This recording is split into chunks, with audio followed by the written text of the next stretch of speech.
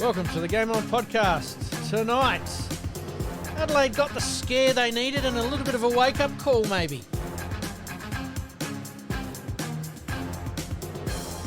And Port Adelaide showed something that's been lacking for most of 2025.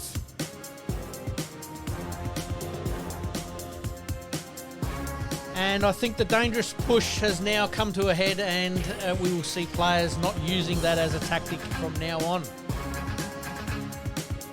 All right, welcome to the Game On podcast. My name's Pete. Once again, joining me here in the studio is Malcolm. Malcolm, as we always do every week, how has your week been? I did see some sort of scrapes on the knuckles. What have you been doing, mate? Yes, went over to Melbourne to run a Adelaide Uni past players function in Melbourne. Good day. Function went well. Tick the boxes in that regard. Yes. And I'm then on the Sky bus to go back to the airport. And the bus driver says, next stop, stop 3. Got a little bit excited. Flight, so I go to get up off the bus. Is it because he saw the Adelaide Uni jumper there, maybe? Yeah, so he takes off. I go straight down the stairs, hit the wall, blood everywhere. Luckily, my glasses fell off as I was coming down. Yes. And I did fall off in front of 3 middle-aged women who immediately all raced to get tissues and Band-Aids, etc. Fantastic, yeah. absolutely. So, yes, I admit, I'm a tad sore. Yep. Yes. Other than that, how was the functions over in Melbourne there? Yeah, no, it was good. I know you do a couple in Sydney and you do a couple in Melbourne. Sydney and one in Melbourne, yeah. Have you ventured over to Perth yet to do any? No, it's where we've got enough members, and it's haven't got quite enough in Perth and nor quite enough in Brisbane. It's borderline. Yep. So yeah. If we can boost that up a bit, then it'd be a possibility. I'm sure you guys will be on the blowers trying to get as many people to those events as possible. But hey, that's part and parcel of it. All right, mate. Just before we get into Around the Grounds, we're going to take a little bit more of an in-depth look at some cricket stuff tonight. The SANFL and the netball, and a little bit of basketball, because we did sort of miss it last week. Yep. Catching up for the last couple of weeks on football. Mate, let's get into Around the Grounds and let's see what we've got coming up in the AFL. Around the Grounds.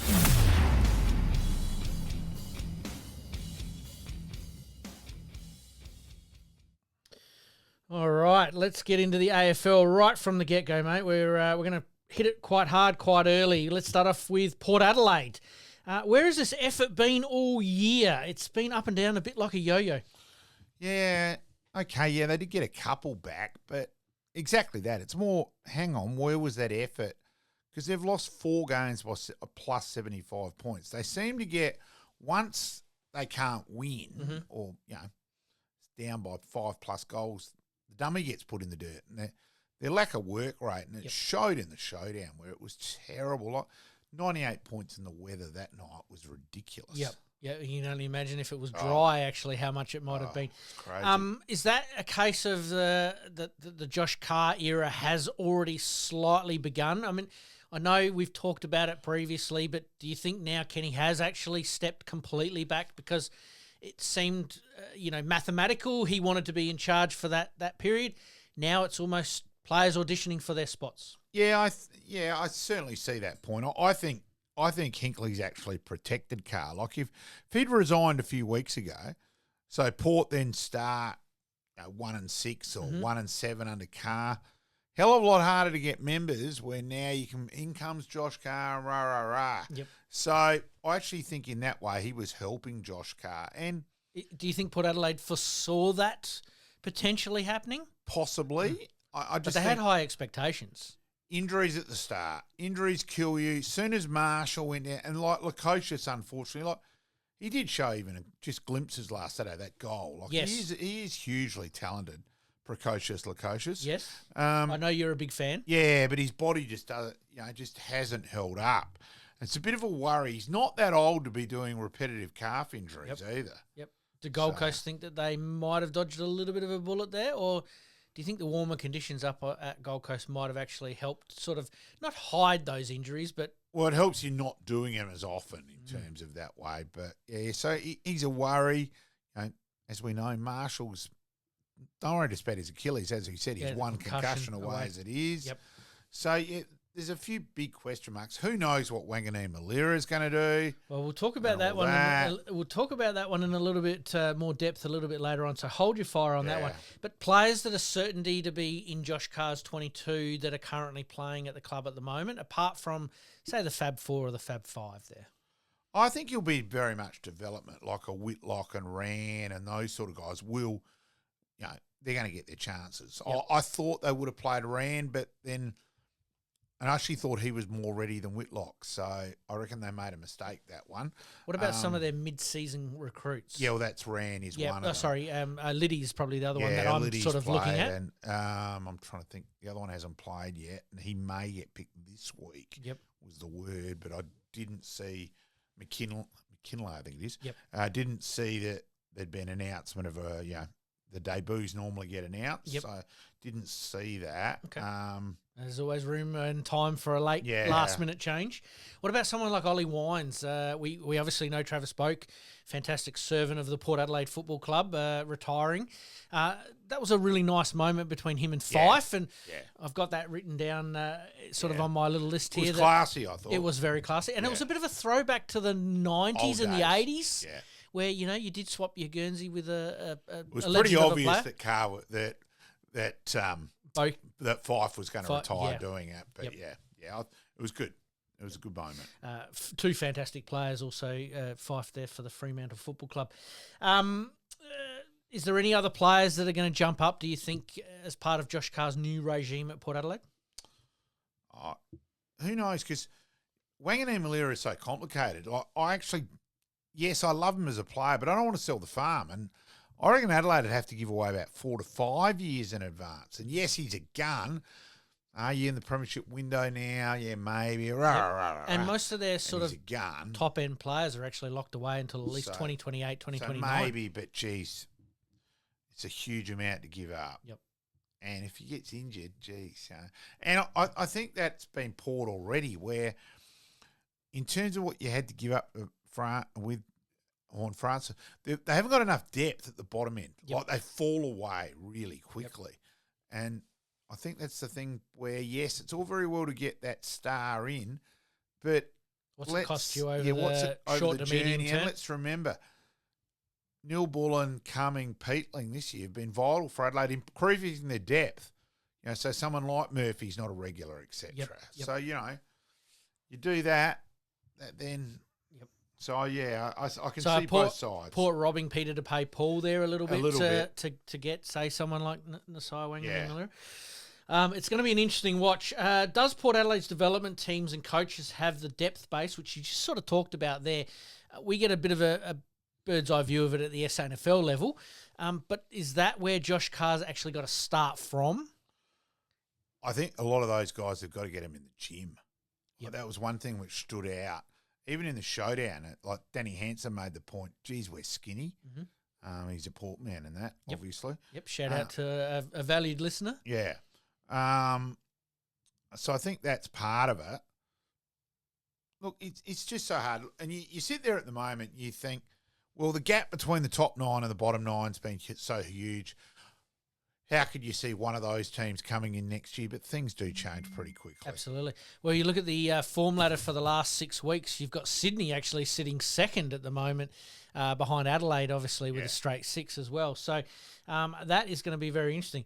Port Adelaide in the SANFL, we'll talk about this in the SANFL segment a touch later, but, are they sort of gunning now for finals in the SANFL, considering that, AFL has been over for quite some time?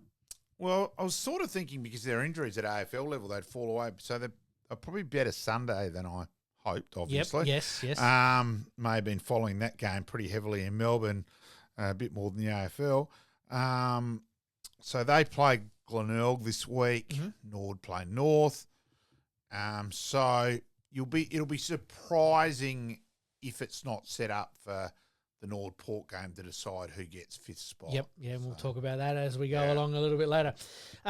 Port Adelaide, where do you see them at this early stage next year? Is it still redevelopment, bottom 6?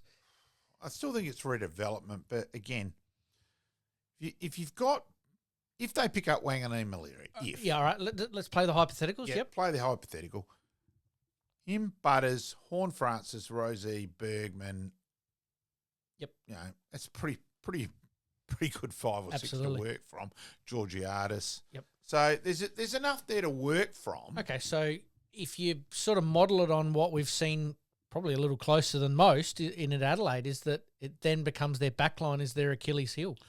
Yeah, and maybe Marshall goes back, has been mentioned. Yes, maybe they pick up a defender. I think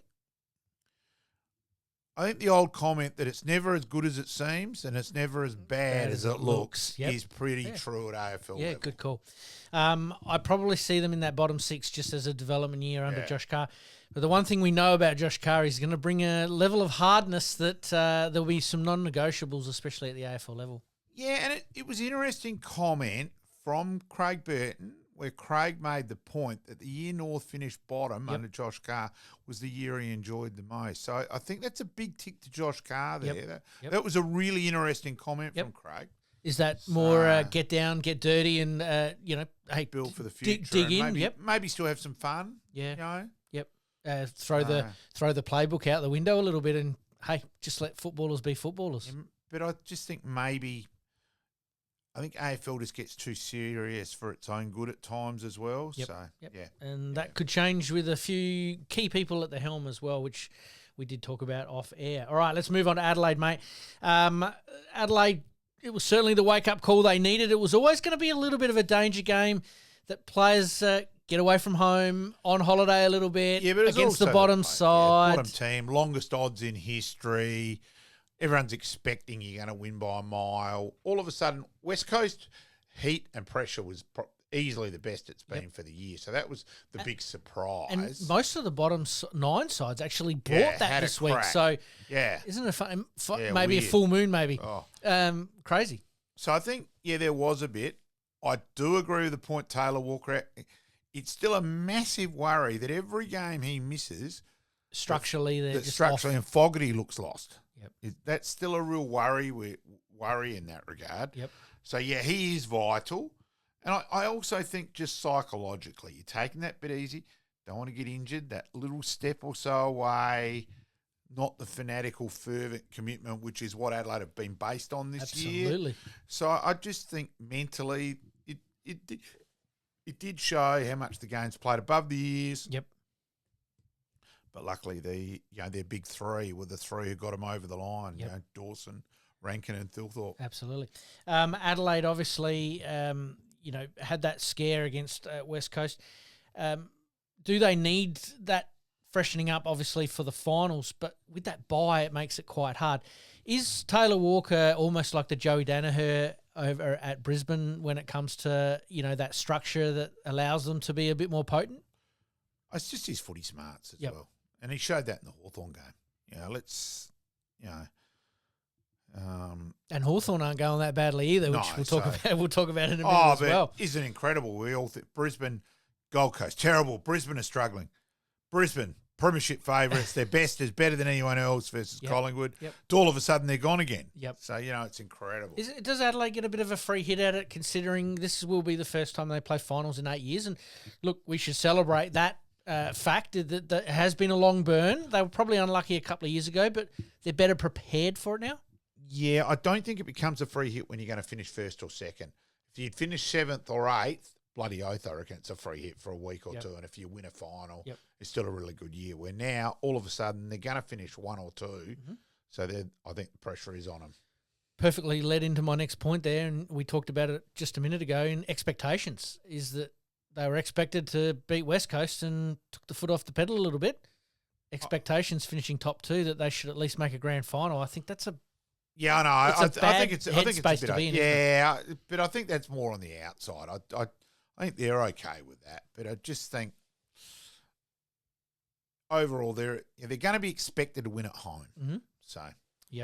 I did hear on SEN and Wilds, who has been a previous guest of ours, and I think they talked to Blighty a bit about the comparisons to. It was Wilds who messaged there you go. Comparisons to, say, the 97-98 Crows side. That was quite interesting. Yeah, it was actually. Yeah, I probably have still got a few in 97-98, like a Johnson and a Goodwin and above that. Let's not forget how good Goodwin was. In Absolutely, the finals. yes, and Sugar was pretty important as well. absolutely. It's probably those bottom 4 or 5 players from 97, 98 that probably make that drop away just a little bit. Yeah. But I thought it was very interesting comparing, say, a Michael Annie to a Ben Hart. And Yeah. it's almost that unheralded backline, even back then in those premierships, that sort of got the job done a little Ben Hart bit. had already been All-Australian and all that, Yep. though. So, yeah. There's no doubt, though, geez, they're missing Michael Annie. Yep.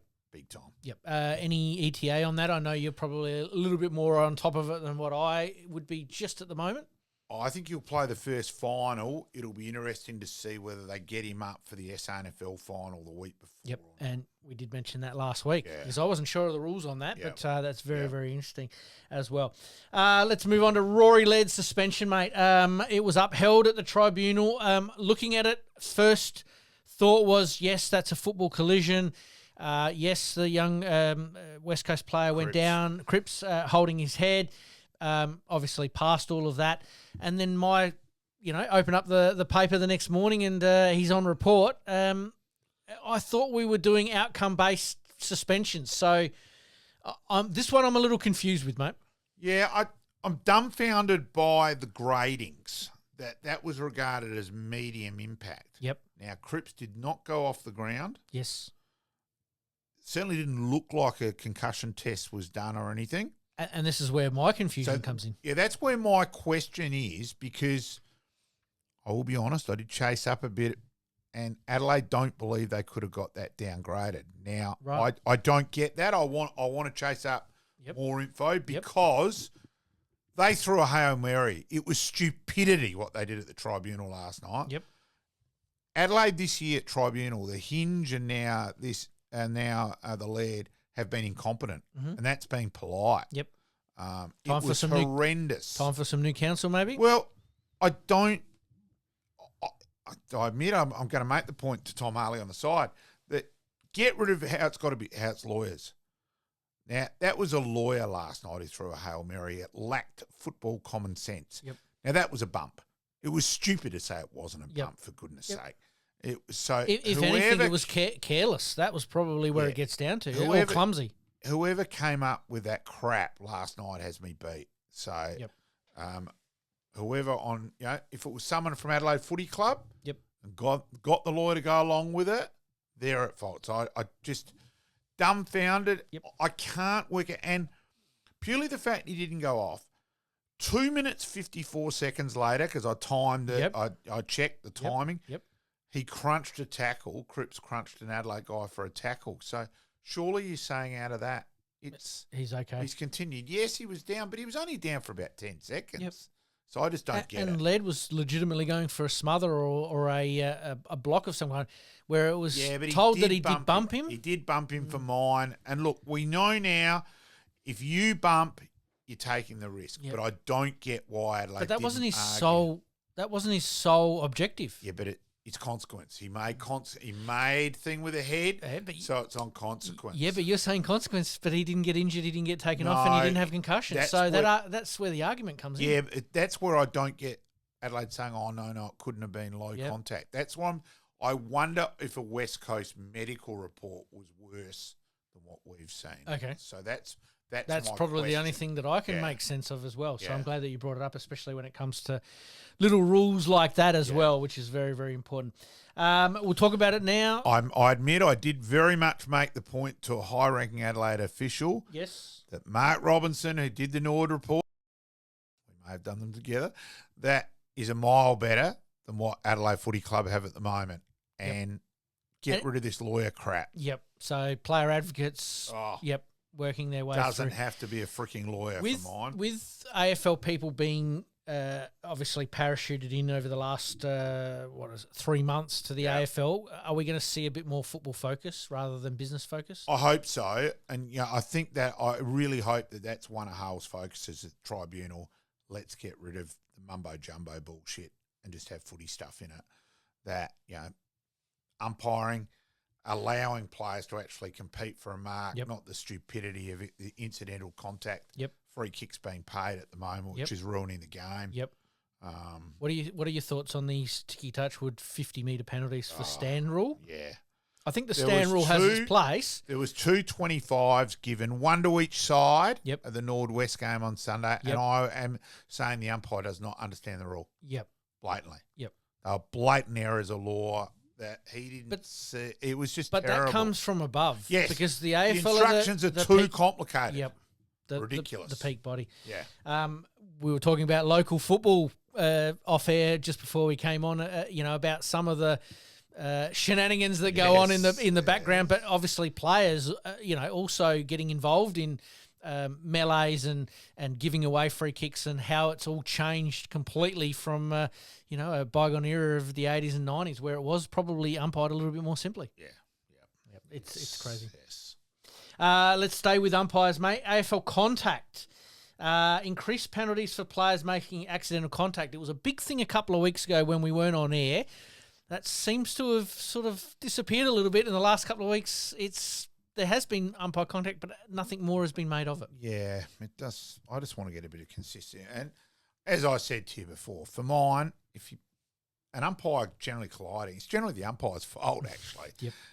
Sorry, mate, get on with it. Yep. Not a problem. Yep. And if a guy generally deliberately runs into the umpire, it's not a fine. Yep. It's a big suspension. Yep. That's what should be happening. And players are using umpires as shields, Correct, so yeah. I certainly get that as well. I think Rao has changed. They did manage him to get first couple of space. weeks he Yeah, was a little bit. Now they've kept him Yeah. away from. Yeah. Do you think personally, and I know that we've talked about it, I think a fair while ago, that the ball up as far as the throw up goes will actually help that? Yes. And give them time it's to just actually quicker. get out of the way? It's just quicker, yeah. Yep. And you're not going to be waiting. They're doing it in AFLW. Yep. Not going to be waiting for ruckman. If the ruck person isn't there, it's just going to be thrown up, and that's what should be happening. Absolutely. Get the game. Just keep the game moving, throw it up. And it showed that the umpire's bounce where Nankervis and Witts both collided with the umpire. Yep. We'll throw the bloody thing up. Yep. The only sport in the world you've got to perfect the skill to umpire it, which has nothing to do with the game. Yep. It is stupidity to bounce the ball. There's obviously a lot of traditionalists who like it, but you've told us on many occasions there that obviously, the wear and tear on the body massive, and the mate. practice hours that have to go into doing that. I mean, I don't know anybody out there, they can let us know on the socials. Like, rate and subscribe, as we always say. Let us know whether you've tried it as a player to bounce the ball. It's not the easiest thing in the world at all. easy. You end up basically getting a mouthful of football sometimes. Oh, and if you've umpired enough, every umpire's bounced the ball into their face. Yep. I did it at Drossen. Blood absolutely everywhere. And back then you just kept umpiring. Yep. And I actually got home and had to throw the shirt out. Yep. That was how much blood. Wow. Yeah. Absolutely crazy. All right, so we're saying it's a fair call, the umpire contact, but the throw up rather than the ball up will actually Massively. sort of help that a little bit. Well, and again, do you ever go away from the footy and go, geez, how good was the umpires bouncing today? Not on a regular basis. There might be occasions you go there and you're actually there to witness how good they are. I know my uncle who came over from Ballarat, who was an umpire himself, he did mention at the Adelaide Carlton game, I think, that we went to, there was a shorter takedown and it was a little bit higher. So he was actually watching for it, which then made me watch for it a little bit. Yeah. But your general punter's not looking for that either. So it's very, very interesting to see. All right, so we're saying fair call. And I can't deny I was shithouse at it. So probably that's another thing against it, where I'm against it. Anyway. Yeah. Look, make the job easier for the umpires, that's for sure. All right, let's move on to some AFL hot topics. St Kilda, are they about to implode for trading players or making big contract offers because they've not been seen in this space for a long time? They're looking to make a splash, but it's just got calamity written all over it. Yeah, it really has. And they're trying, may have been blown up out of proportion, yes, but I'll guarantee you where there's smoke, there's some fire. It's always the case. And to be offering Tom, De Koning 1.7 Yep. a year is disgraceful. Now that was reported almost right from round 4, round 5. Yeah. How does that eat away at a club over the season? Because you're sort of almost committing to him, aren't you? And his form hasn't been great, No. and I'm a Carlton man. I sit there and watch it, and it's like, Yeah. Is it a case of him checking out? Is it a case of, him not fulfilling potential? It's a worry. yeah, and I just for mine, one, I don't think any player's worth that. Yep. But two, I'd only be offering it for about 3 players. Anything near that figure for the absolute elite, not Tom de Koning. Yep. Yeah, Tom de Koning's a good player with potential. Serviceable. Geez, calm down. Hold the phone. Do you rate him a little bit higher because he can play those multiple positions? As in, is a bit more flexible rather than, say, a stock standard ruckman like a Witts or a Riley O'Brien and stuff like that? But he certainly really hasn't performed well enough up forward. Yep. Maybe he could certainly do it at centre half back, I think, like his brother, but not for that figure. No. I want a guy who's going to win me games. Yep. So obviously, he's like that. We're talking about St Kilda there because some of their more established stars who have been there for quite some time and are basically saying, well, you know, where's our slight pay rise considering we've made all Australians? Yes, all right, we haven't made finals, but, you know, they're still doing their job. Well, I just think they'd be really that. Hang on, you've gone insane for a play. It's lacking a bit of common sense. Yep. And while this is all going on, the one player that's under their nose that has got the talent and should be remunerated reasonably well. I think some of the numbers being bandied around at the moment are just extraordinary, but he should be rewarded. Well, as Lee Matthews said, yep, your best surely player on the your list. best player gets the best Exactly the right. highest amount. You can't argue with that. Yep, no, that's exactly right. I'm a big fan of Lethal Lee as well. All right, let's move on. Matty Pavlich announced as Sydney's replacement to Tom Harley. What's the biggest change in the AFL that Tom Harley needs to work on, and also Matty Pavlich with his role with Sydney? Look, Sydney's a well-run club, and Andrew Pridham is a very smart operator, and I think they've set themselves up very well. But Sydney is a tough market. That's why I ask. You don't want to fall away. Like, they're not going to make the finals this year. You don't want another bad year because they do drop off. They are theatre goers in Sydney. Like, everyone drops off more than what it used to be. Overall, we lack the loyalty in anything like we used to have. Like, I certainly know. Well, that's where I actually commend West Coast for actually turning massively. up. Brilliant. And Adelaide to a certain degree as well, whereas someone like a Port Adelaide or Sydney. Well, have a look at a Richmond. Richmond fall off like rockets in terms of that regard. Yep. So Sydney's, Matty Pavlich has got a pretty tough job. Yeah. He's a smart man though, so I see the bit of similarities with Tom there. This is why I bring it up. So and Tommy Harley's biggest job at the AFL. What's the one thing or the one or two things that he needs to just go in there and go bang straight from the get go? You've already mentioned the tribunal. Look, Hales is a great communicator. He'll go in and he'll assess things quietly in his own way and then make changes. He won't go in off a whim and off a bang straight away. He's more calculated than that. Do you think he's had enough time to sit back and just assess what's going on behind the he's scenes? still doing the job at Sydney at the moment. Yeah. So, but that's why I ask. Like, is it a case of him sitting back and? He'd be reviewing some things behind the scenes a bit and all that. He'd certainly, he's the most with Fred Block. He's the late great man, Chocker. Yes. He is the most well organised male I've ever met. Yep. No, as I said to his dad, Rick, he's that bloody organised, he should be female. And Rick said, yep, that's fair. Yep. Nope. So I'm sure he'd be doing the thing, but also knowing Hales, he wouldn't be neglecting Sydney. No. So, yeah. Yep. Sydney have actually showed some form, but it's, again, you like we talked about a bit earlier on, injuries play a big part. All of a sudden they get a couple back and they look a completely different side. Yeah, I just wish Grundy wasn't injured. I reckon they were a big chance against Geelong before Grundy getting injured. Yep. We'll talk about Geelong in a minute or two. The coaching merry-go-round. Melbourne is in the market for a new coach, but Carlton stay fat with Michael Voss. Yeah. Look, and let's also remember, Richmond went within a bee's dick of sacking Hardwick. Geelong were very close to sacking Bomber Thompson and stuck with him and see what the rewards were in the end. Yep. So, does someone like a Matty Nix sort of give hope as well? Because I know he wasn't within an inch of losing his job, but this year was a make and break year, and it all has come together quite nicely.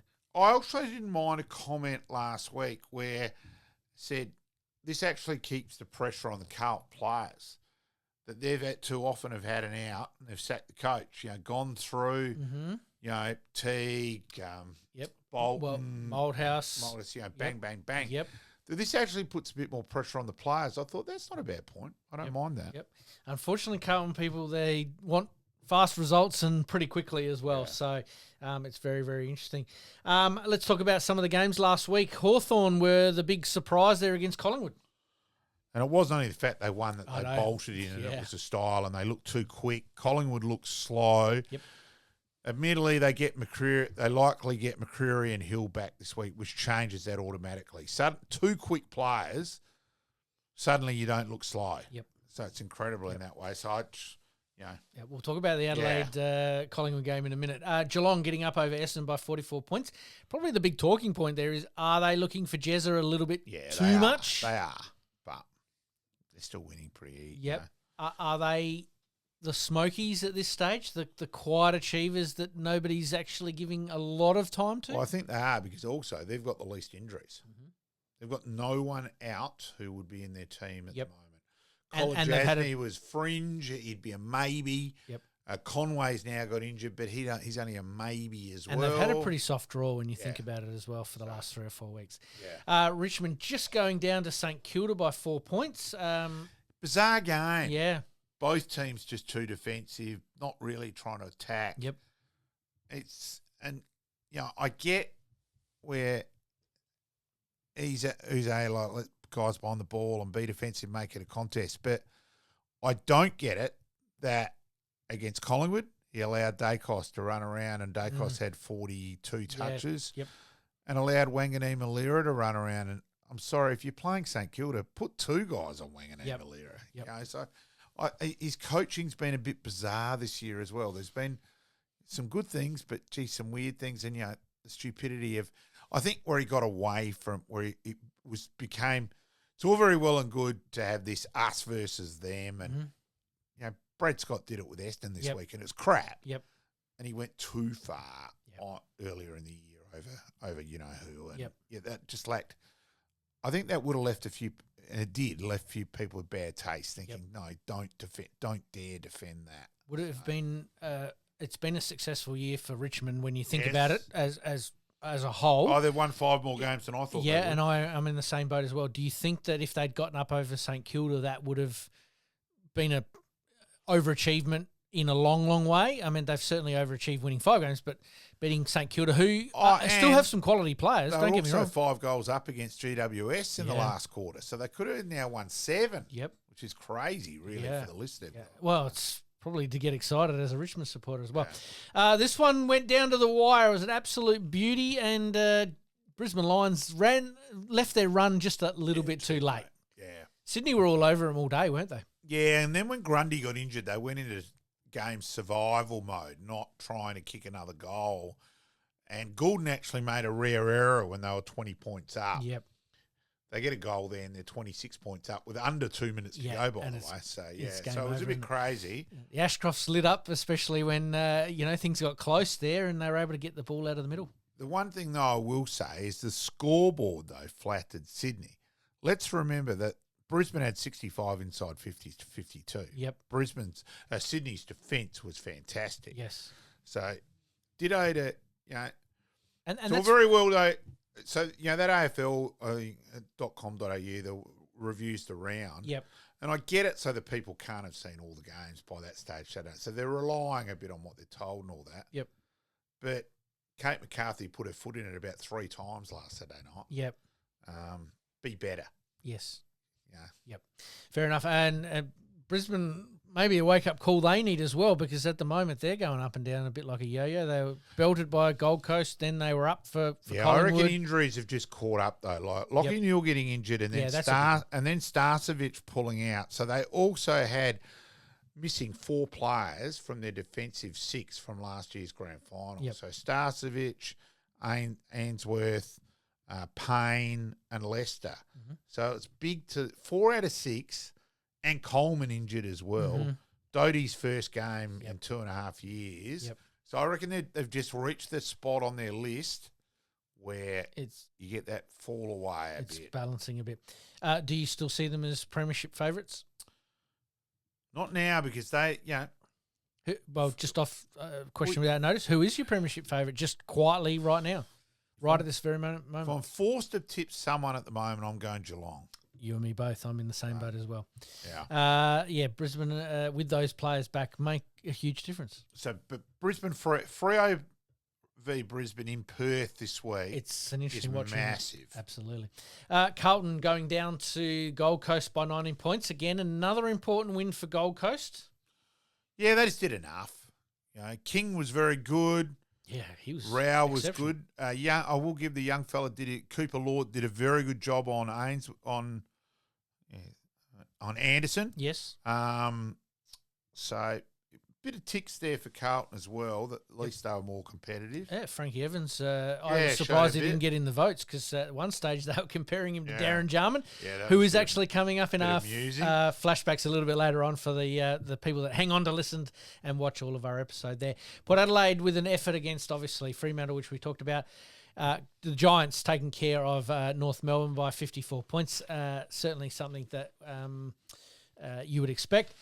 But Melbourne were up and about with a new coach against the Bulldogs, and the Bulldogs left it a little bit late with their run, but got over the line as well. 8 lead changes there and all that in the last quarter. So in the last quarter and a bit it was. Yep.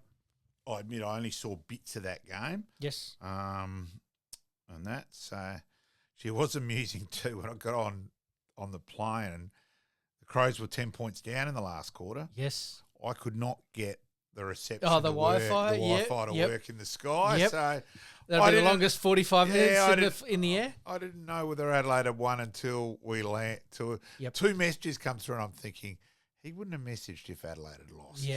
Fair. I worked that out before I clicked on. Fair enough. All right, let's get on to this week's games, make some tips, and then we better get off to a quick break. Essendon v St Kilda on Friday night at 6:50 p.m. at Marvel Stadium. I'll go the Saints. This double header on a Friday night, it just doesn't make sense to me. But anyway, that's the way it goes. This is the one we all want to watch. Fremantle v Brisbane at Optus Stadium, 8:05 p.m. If in doubt, go the home side. Yep. This one's going to be, could you imagine a draw? That would really throw the ladder predictors into... It would, but Brisbane have already had the one draw, so it actually helps them. No, their percentage isn't great, so it could be interesting. There you go. Neither team wants to lose, so they're going to be red hot. Gold Coast v the Giants. This one's got some interest about it. It certainly has. Again, if in doubt, the home side. I've got my doubts whether Hogan will come up. Stringer now being ruled out, so I'll go. I'm going Gold Coast at home as well. Carlton v Port Adelaide. Is it an audition for Ken Hinkley for the development role? We didn't cover it earlier. Yeah, I still reckon. I reckon Tasmania's a role there is awaiting. As well. I'll go Carlton. Carlton for me as well. Hawthorn v Melbourne. Hawthorn for me. Adelaide v Collingwood. Adelaide Oval, 7:05 p.m. Saturday night. Purely on form, you have to go for Adelaide. On form at the moment. Look. Collingwood travel brilliantly. They get McCreery and Hill back. They're a big chance, but... Even though Collingwood are Adelaide's bogey side? Yeah. But it's not like they've got blown away the last few times as well by them. I'll go Adelaide, but certainly Collingwood, obviously a huge chance. Obviously a huge chance. Absolutely. Adelaide for me being at this Adelaide Oval. I think also the wake-up call from West Coast, a lot of players and coaches were like, it felt like a loss. I think that's a good thing. There's another point there. That Adelaide have played 3 games at the G this year. Now, Essendon and Richmond are 2 of them. So pretty hard to get a gauge there. Yep. I thought they were good against Collingwood the game they lost. Yes. Let's also remember, Optus is exactly the same size as the G. Yep. They were terrible against Fremantle and very average against West Coast. Is there something they've got to modify in their game for that size? For that little bit of ground. There you go. You've heard it first, ladies and gentlemen. We'll keep a bit of an eye on that one as well. North Melbourne v Richmond. Yeah, I still think North Melbourne have got better there, but they've been terrible. Richmond have been showing a bit more. Yep. Now it is down in Hobart. I know it is. Yeah, but I'm going to go Richmond. Okay, I'm going to go North Melbourne, but... North Melbourne should win, at the moment. Jeez. Hey, you might as well throw the playbook out and just let them play and see what you Yeah. get. Sydney v Geelong, big out with obviously Grundy with concussion. Massive out. Too big an out for mine. I actually thought Sydney. I was going to tip Sydney if Grundy was playing, but no, I'll go Geelong. He's certainly been the informed ruckman, certainly for the last 6 to 8 weeks as well, and a pretty consistent season. Geelong for me there. Western Bulldogs v the West Coast Eagles. Western Bulldogs. All right, let's look at the ladder very quickly. Adelaide sitting on top. Now, here's where it gets interesting. You've got Geelong, Collingwood and Fremantle all sitting on 60 points. Then you've got Brisbane Lions, Brisbane Lions on 58, Gold Coast on 56, Hawthorn on 56, and GWS on 56 as well, with Western Bulldogs just outside of the 8. Who's the unlucky team that misses out, mate? At the moment, I'm going to say Brisbane. Yep. But I reckon that'll change by fair enough. By 6 o'clock Sunday night. Brisbane are the one. Could be Fremantle. Yeah. Still. If Fremantle lose to Brisbane, then I'm saying Fremantle. For me, it's either Fremantle or GWS. They're probably the two that miss out. Yeah. Who's the one team, say, you're obviously an Adelaide man, and I will be this year because Carlton are not in it, but if Adelaide are playing in the finals, who don't they want to play in that bottom 4? Personally, Western Bulldogs. Yep. Because I just think if Darcy and their midfield and Darcy and Norton have an on day, I still think they can blow any team out of the water. Yep. I know that sounds ridiculous when they're 2-8 against the other top sides. Yes. But I just think they're the ones that could turn it on quite quickly. Yeah, but GWS, still probably produced the best half of football for the year against Sydney that game. Yep. So I honestly think any of the 9 teams, it's still crazy. But I think that's how it is this year. It certainly is. For me, it's probably, as I said, it's either GWS or Fremantle. So, look, anything can happen. The ladder predictors are going to change on Monday morning, massively. I'm sure. That's exactly right. All right, mate, let's have a look at what's coming up. Coming up next, we'll have a quick talk about the cricket, especially up in the top end. How good is it?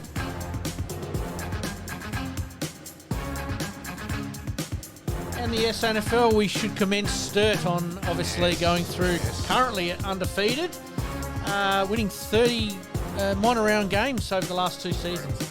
And the netball, it is silly season in the netball with a lot of changes happening around the league.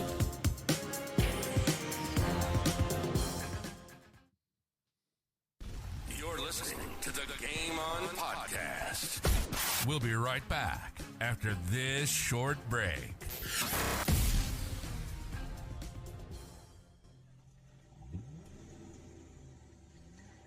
A dents and scratches putting a dent in your day? Introducing Roger Steen Crash Repairs Adelaide, your trusted solution for automotive woes. With over 2 decades of expertise, Roger Steen Crash Repairs guarantees top-notch service, restoring your vehicle to its former glory in no time. From minor dings to major collisions, our skilled technicians handle it all with precision and care, using state-of-the-art equipment and techniques. Roger Steen Crash Repairs saved my car. It looks brand new. Fast, friendly and reliable. I wouldn't trust anyone else with my vehicle.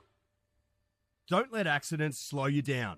Visit Roger Steen Crash Repairs Adelaide at 14 Penner Avenue, Glynde, for quality service you can count on. And here's a special offer just for our listeners. Mention this podcast and receive a $100 discount on your repair. Roger Steen Crash Repairs Adelaide. Excellence in every repair. All right, and as per usual, we thank our sponsors for helping us out on the podcast. And if you have got a business and you'd like to help us out and sponsor us, we'll certainly throw you in the ad mix for sure as well. Definitely. All right, let's start off with cricket, mate. Up in the top end. I know it's only T20, and I know you're not overly excited about the T20s, mate, but how good is it to have quality cricket basically up in the top end there? And one of the spectators catches last night. Yes, I heard about that one. Pretty incredible, holding 2 beers in one hand and caught it in the other. And didn't spill a drop. No. Yeah, no. that is an impressive feat. I didn't mind Mark Waugh's line where he said he was disappointed that he didn't have a fag in his mouth as well. I thought that wasn't a bad line. There's been a couple going around on socials about a guy in the baseball. He's basically got a beer in one hand, a baby tucked under the arm, lets go of the baby, catches the ball, catches the baby and still doesn't spill a drink and then knocks it back. Unbelievable. Well played. Exactly right. Right through to the keeper there. Mate, obviously Australia are playing in the T20 up in the top end there. Obviously the local domestic competition will start off with some of their comps up there as well. Is this good for the overall game development? Yeah, I certainly think in terms of creating interest in the top end and all that side of things. Yep. And the weather's actually pretty it's reasonable. Fantastic cricket. So, hopefully it's there because also it's a blight on cricket how few Indigenous players have gone through. So if that creates some interest in the top end, I think that's pretty important in the long run.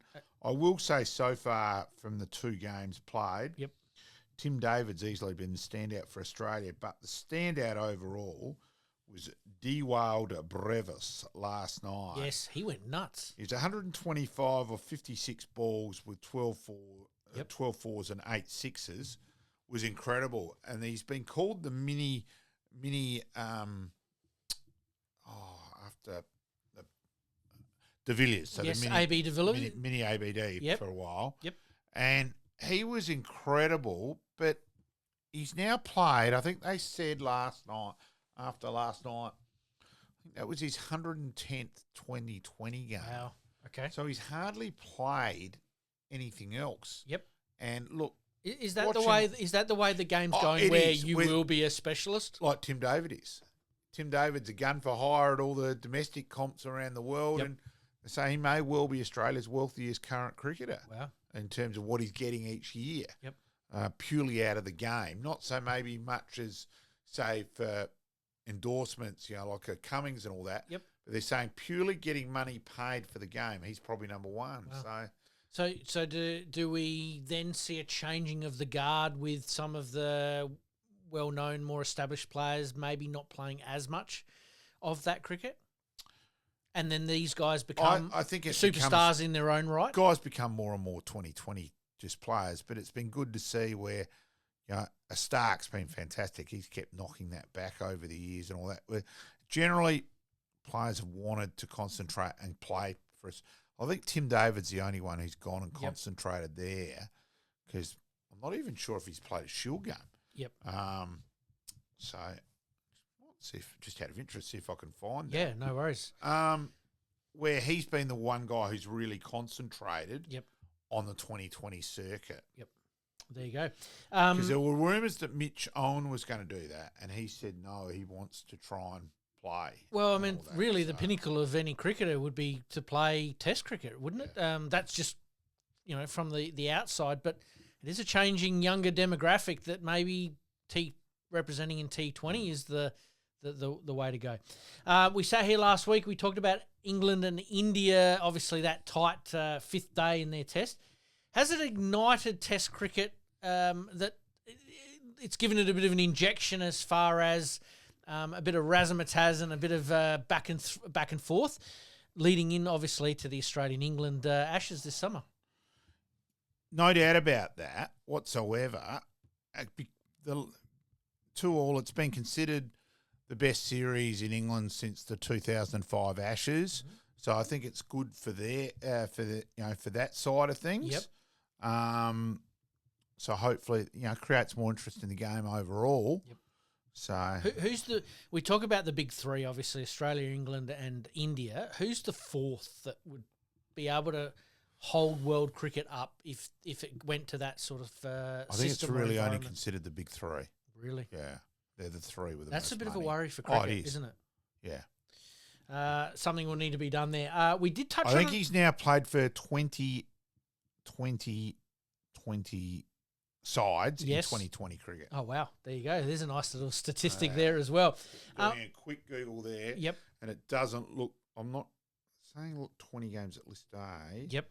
It's nothing coming up for first-class cricket. So it does look like he hasn't. Oh, there you go. Which I kept racking my brains thinking, I don't think he has. Yes. So, yeah. Good call there. Thank you for looking that one up. We did touch on it a little bit last week, but let's talk about it a little bit more. Jake Weatherall, could he be the man to open if he keeps scoring runs? And obviously the opening rounds of the domestic season are probably going to help that. I obviously certainly hope so. Yep. And just to keep messaging the word relax. That's it. So, Yep. yes. One day at a time. I love it.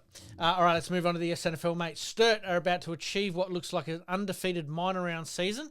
I did hear a stat on the weekend, and I sort of did check it up, but I couldn't quite get all of it. They've won basically 30 games in a row now in the minor rounds. Yeah, no, they've been incredible. Now, whether they can do that on Adelaide Oval, now they got shown out at Adelaide Oval last year, so it's going to be interesting. Yep. Adelaide start the finals, possibility of a Michael Annie playing and that side of things. Puts them probably in the mix, and who knows how far they keep going at AFL level. So that means they keep being interested at SANFL level. Yep. So yes, all sorts of things could happen there. Yep. And Glenelg, purely their finals performances the last couple of years, as much as I still last year's grand final still eats away. That's okay, mate. That's okay. Brings back just shocking memories straight away. Yep. Another voodoo themed doll does and a Jade sort of, Rawlings doll. Yes. Yes. Does Sturt's form over the last 2 years sort of remind you of Nord's 15-16 or 14-15 back? 14, 12, 13, 14, sorry. Yeah, but they didn't so confident. The players believed they were going to win the flag. But this is where Sturt's at the moment, isn't it? But they didn't quite get the job done last year, did they? In fact, because they lost those two finals last year, I think there'd still be question marks where the Nord guys they certainly believed they were going to win. Yep. And you need that little bit of confidence, don't you, going in? A few results going away, the way that we expected, but a few that were a little bit close. And let's have a look at this. Glenelg just getting up over North Adelaide. Yeah, still do what they have to in the crunch. I still think that three-headed, the forward line of McBean, Reynolds and Hosey is still easily the best forward line at SANFL level. Absolutely. They look like they're in second, going into third gear at the moment, and timing their run very, very nicely for the finals. So, yeah, it'll be very interesting. They're going to play, they play the qualifying final. Glenelg Adelaide qualifying final will be a good game. Absolutely. Nord getting up over West Adelaide by a solitary point, and I know you weren't on the scoreboard, but you were on the scoreboard. Oh, there you go. Yeah, that was Saturday. Melbourne was Sunday. Okay. Westies were too tall for us. Right. Westies ruckman. I think it was Mays. We were mucking around the Red Legs because he was in there in the Red Legs Club afterwards. We were going to have to raise the roof to get him in. It's how bloody tall he was. Wow. And he made Luke Sermon look like a rover. Wow. Rucking against him. And Scully, and I'm a Scully fan. Now, Brenton Phillips. Hopefully, I'm not speaking out of school here, but I always talk to Sticks before the draft and. And I agree with Stix's point. We're saying either have the anti-density rule in every grade, or don't have it at all. Well, mate, I've been saying that for almost a year and a half now. It's crazy because you're drafting on a junior football. It's a different game. Yep. So it's just crazy. Now I think Scully's got the flick too early. Yep. I really hope another club picks him up because I still think he's got plenty to offer. Absolutely. Maybe that's when you make that call to Tommy Harley there, maybe that's something you can suggest as well, that it's a bit of uniformity across all grades as the peak organisation or the peak body. Well, there's this theory that they want to see the skills more in the juniors, but so we can assess them more. But don't we want to see the skills in the seniors? But you're then drafting on a different rules. Yep. It's just crazy. Let's get back to the old rule. Whatever's done at the top level filters its way through to the lower levels. Certainly, the modified ones for the under 9s and under 8s and stuff like that, that's fine. But the problem with the rules that we've got at the moment is that if you're looking how AFL games are going, and some SANFL games to a certain degree, is that it's a rolling maul, and that's brought about because of Auskick, basically. We've got a generation of players that have been through that, where it's see ball, get ball, and everybody goes there. So, interesting. Well done to Nord getting up over West by a point. Obviously, Nord not kicking very accurately there. No. That's probably the most frustrating. Jackson Callow is obviously back this week. No, he's not. Oh, not this week. No, another one, yeah. He's got one more to go. Just before we move off of Nord, ex-player that we've had on the podcast here that got a call to go over to St Kilda. We wish our very best to Harry Boyd, who's having some surgery, I believe. Yeah, he's had a few worries for a while. Been sort of knocked about a bit. Yeah, and I will message him. Yep, the next absolutely. day, so. Best of luck to Harry Boyd there. All right, Sturt getting the job done over the Eagles. Adelaide getting the job done over South Adelaide. Yep. And the one that, like you mentioned a little bit earlier on, we thought Centrals would get the job done against Port, but Port threw a spanner in the works there. Yeah, unfortunately. Yes. All right. So. Moving into the finals, it's going to get down to between Port Adelaide, Nord and Woodville West Torrens. What's your thoughts, mate? Oh, look, I still think that side, whoever it is making up the numbers. Yep. I'd love Nord, obviously, to go through, but I think there's a gap between the top three and everyone else. Yep. A significant gap. It's funny, in the AFL, we've almost got exactly the same thing as what we've got in the SANFL here, where 3/4 of the playing list is basically out of finals or not quite finals ready.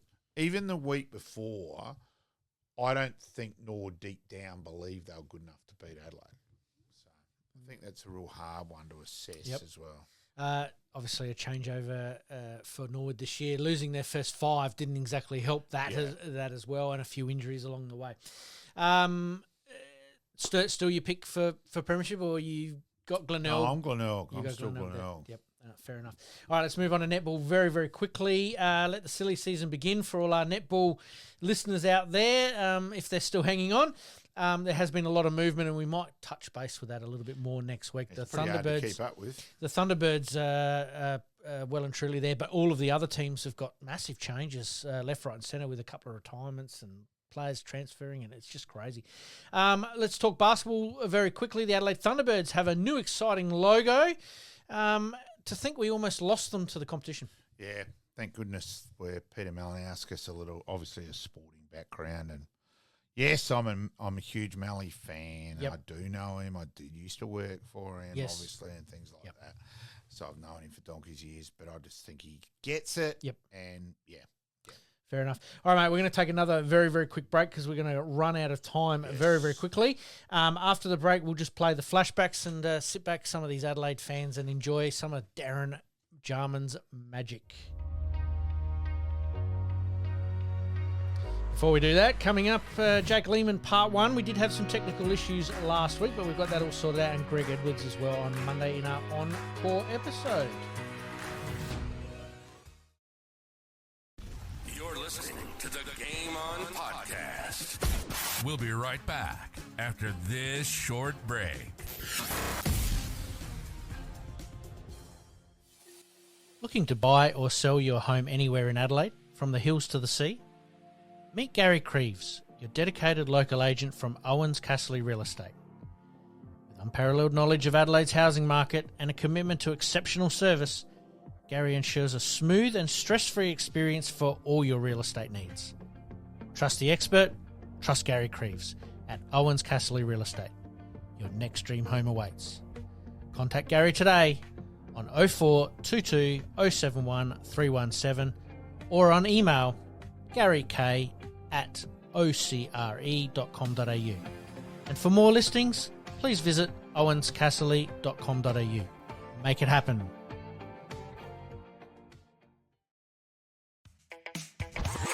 Flashbacks.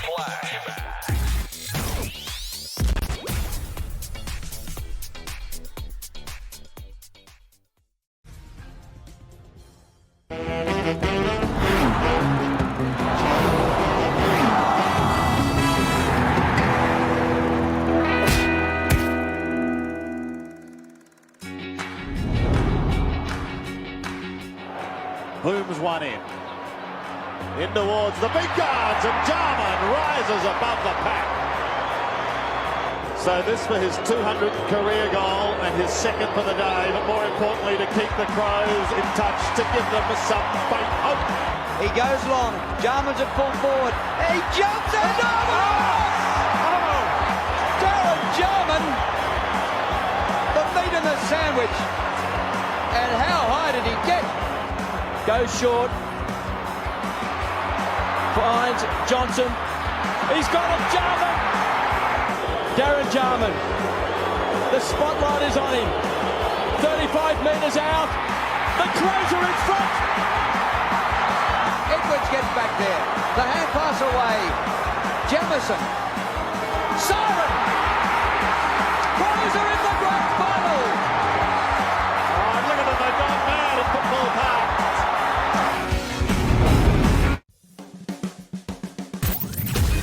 Extra time. Big finish.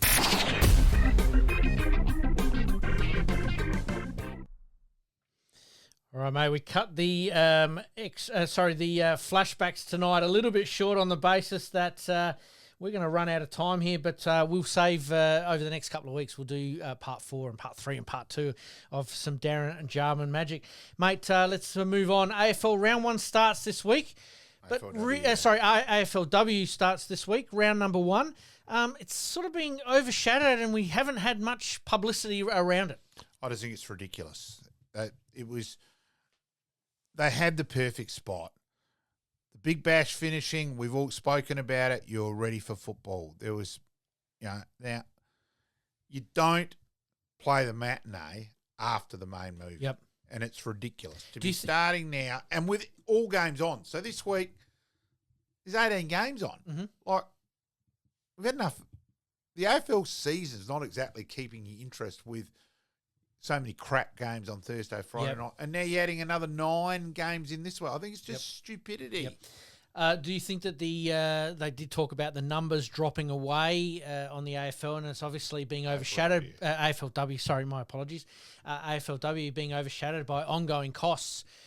Since those first couple of years, their numbers have dropped off quite dramatically, and I think this is part and parcel of it. Yeah. Yep. Because you're ready for football. You were really ready for footy. And yes, there was problems with the hot weather. I get that, but that's far less than the stupidity of what they've got at the moment. Make more night games where people are out and about during daylight savings and looking for something to do. Yep. Turn it into a carnival atmosphere. Yep. That sort of leads me to my next point. Should the AFLW consolidate grounds to save on money with the season starting so late? Is there been a bit of footy fatigue? Yeah, I think there is. Yep. You know, if your team at the moment isn't in the finals, contending, you've had enough by now, and yet we're going to start a new season and try and get, we want the followers to follow both. Well, no, start it at a far better time. Absolutely, I totally agree with you there, mate.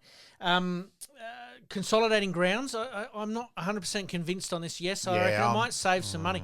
But I think the big draw card initially was that they were going back to their local suburban clubs, which gave that community club feel about it. Although I do see the point of, 2 or 3 games, make it into a day and all that. So I see that point as well. But It makes it hard, that's for sure.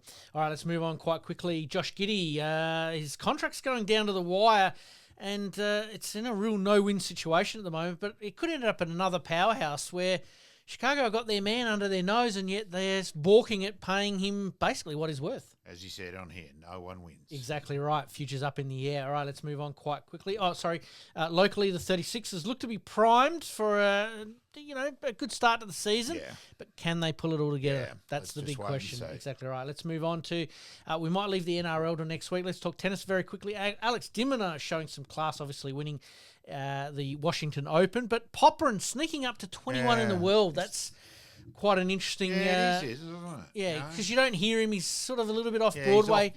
But he's getting the job done when he needs to as well. Yep. Mayer Joint, currently the one to watch for the Australians' breakout year in 2025.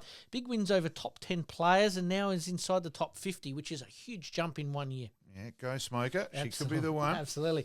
Going back to Wimbledon, we didn't get a chance to talk about this one here, but some awkward moments with both Wimbledon winners being suspended or having doping bans against them. A little bit embarrassing for the ITF or the ATP and the WTA. Yeah. Well, the Australian player gets basically rubbed out for, 12 months or more, and had to give back money, and Sinner just a quiet little 3-month slap on the wrist. Yep, good call. Yes. It is certainly not a good look, that's for sure. No, it's done. The other one, mate, that's come up over the last couple of weeks is Oscar Piastri. Will he become Australia's best ever F1 driver? And he's going to go close to winning the championship this year. Yeah, imagine if he actually got some support from McLaren. Yeah. I did talk to a very close friend about that, and he said, it was a little bit of team stuff, but it was also a little bit of a mistake by Piastri. So, not on the same page there. Live Adelaide golf dates have been announced February 13th, 2026, but it's more the event past that is up in the air. It's interesting, isn't it? It is. It's going to be one of those ones to watch, and we might talk about that one. And one last one, mate. We will leave the good, the bad, the ugly this week, but I'm going to give you a bit of a hypothetical that if you had enough money to force your way onto a sporting field or a game, what one would you pick? Because it did happen in the US, and it was on a tennis court too, which is not a good look once again. Yeah, I'm a cricket nut, so it's probably a test match at Lord's. There you go. Yeah. I like it. Yeah. What happened here was a billionaire basically put himself in a doubles event with a well-known established player, admittedly coming towards the end of his career. He ended up playing against Bernard Tomic. This is why it sort of made a bit of headlines here. But, basically couldn't cope playing on the circuit, and he's basically bought his way onto a game, which is just absolutely crazy. All right, mate, we better wind things up there. Once again, it's been a fantastic episode. Please like, rate, subscribe, and share with friends, family, and anybody that wants to be involved. Mate, we got through this week. We have to do better next week. We did better than last week. We were a little bit over the shop with a few things, but we got through in one take tonight, which is very, very good. So, mate, thank you for your time once again. Thank everybody else for their time, and once again, we'll see you guys next week. Thanks, everyone. In this crazy world we live in, we all need the distraction. Enjoying the show?